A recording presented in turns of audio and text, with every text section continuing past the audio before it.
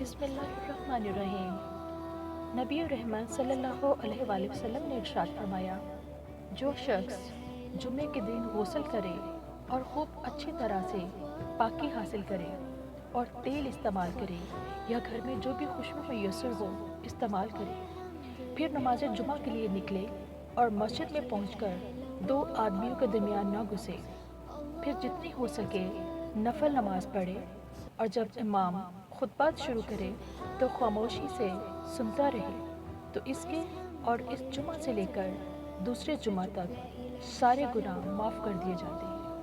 اللہ اکبر کبیرہ والحمدللہ کثیرہ۔ چینل پر نئے ہیں تو چینل کو سبسکرائب کرنا، ویڈیو کو لائک اور شیئر کرنا مت بھولیے گا۔ اگلی ویڈیو تک کے لیے اللہ حافظ۔